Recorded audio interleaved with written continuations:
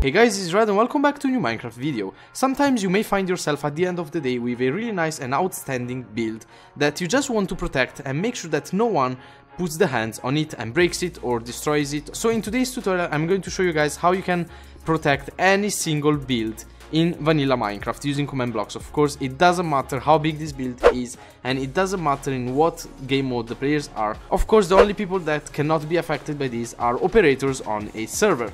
But anyways, let's get started, and I want to show you guys how effective this is. Now, there are two kinds of protections that we can apply to this really nice house. By the way, you will find in the video description the video of the guy that made this house, so you can take a look. And okay, let's activate the first form of protection.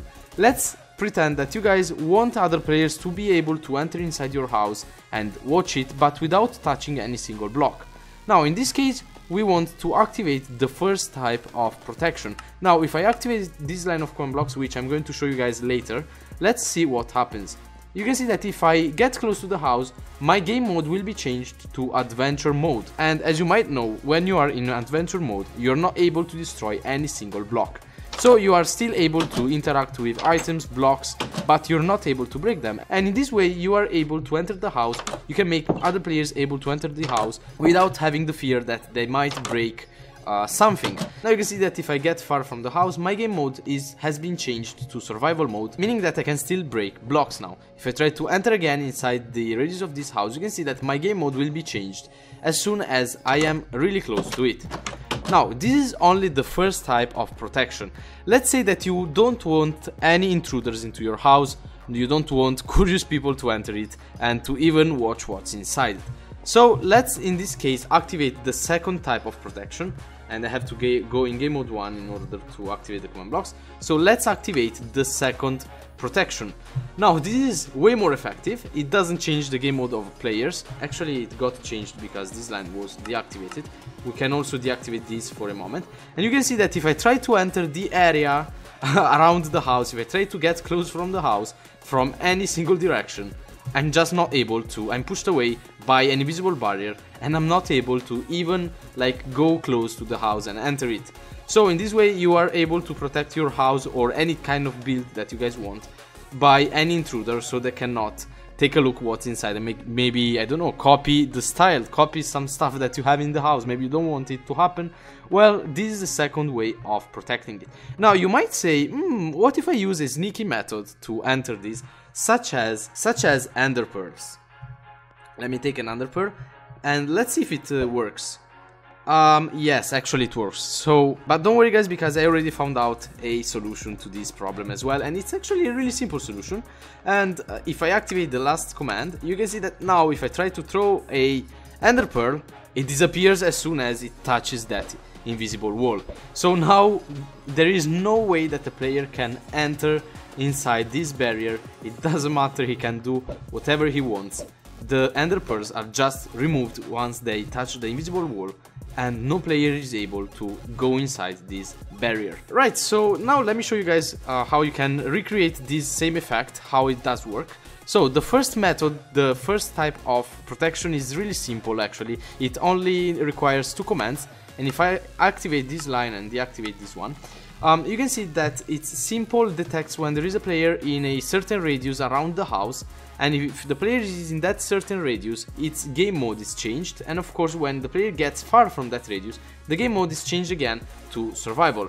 And let's take a look into the commands. We just have a simple game mode command that detects when a player is in a certain radius, in this case in a radius of 10 blocks from a certain coordinate, and changes its game mode to 2. In the second command, we check if the player is more than 10 blocks away from that house. So when he is from 10 and 11 blocks away from the house, its game mode is changed back to 0. So if you want to set this up into your house, all you have to do is to, of course, take some command blocks. Let me deactivate this for a moment.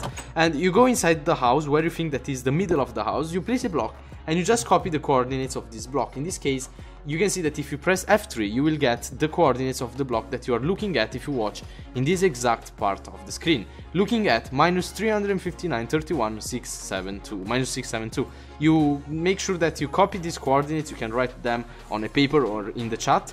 and then you can remove this, and all you have to do, you go in the video description on my webpage where I will leave all the commands that I use in this video, and you will have to change X with the, of course, the X coordinate of the block that you placed in the middle of your house, the Y coordinate and the Z coordinate. Of course, you don't change, you can also change the radius if you want players to be affected if they are in a bigger radius. For example, if you want to, if your house is bigger than mine, you have to increase the radius, so make sure that you get the radius right. Don't change this though. We are making sure that the game mode is not constantly changed, otherwise the chat will be spammed with the console saying that your game mode has been updated.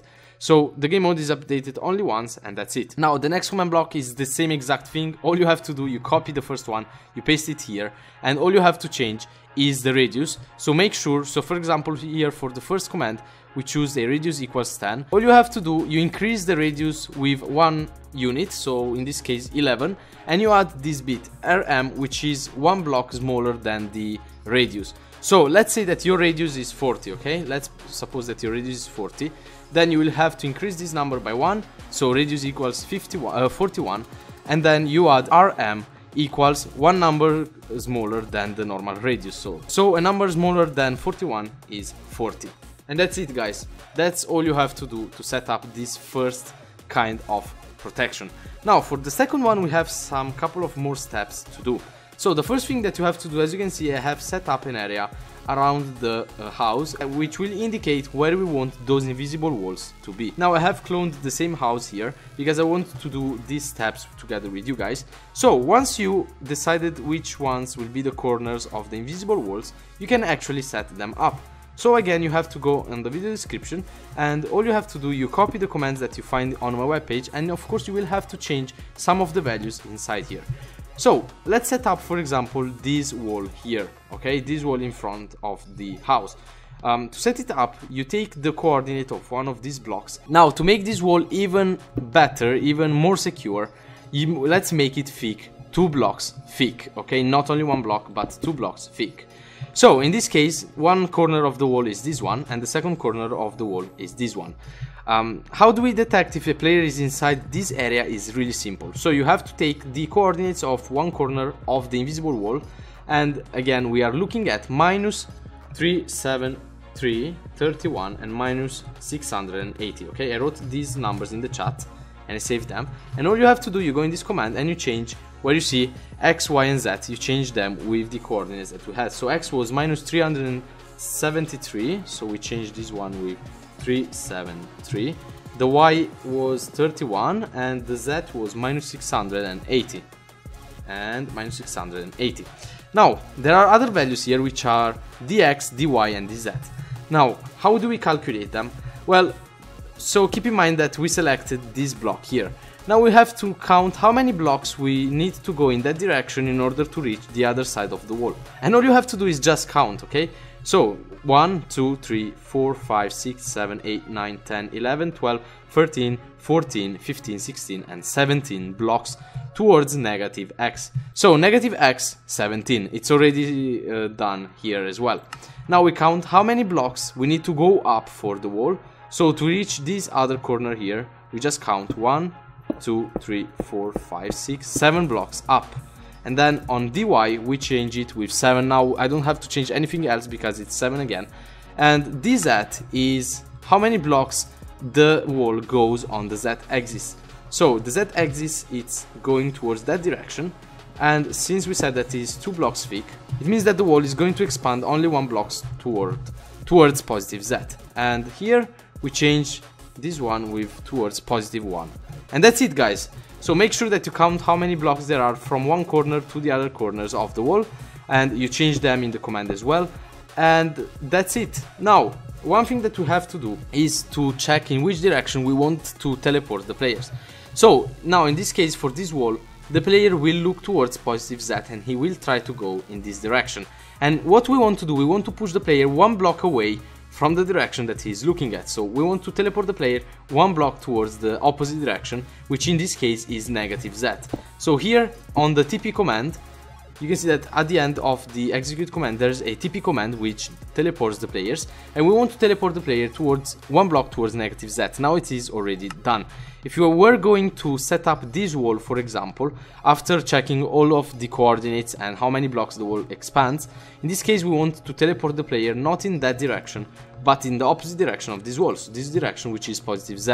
So what you have to do when you set up the next command is just changing the /TP command to positive Z, etc, etc. Right guys, so now you can see that if we try to go against this wall, we get teleported one block towards the opposite direction, meaning that we cannot, there's no way that we can enter inside this area, this protected area. But what if we want to be the only ones to be enabled in this area, or what if you want to enable only certain players to go inside your protected area? It's really simple. All you have to do, you write this command in chat, /scoreboard players tag, then you write the name of the players that you want to add to the whitelist. So for example, TheRedEngineer, because I want to whitelist myself, add and then whitelist, all capitals, and you hit enter. In this case I whitelisted myself and the commands will not work on me because I have this tag applied to me, meaning that I can enter the house but no other players can enter it.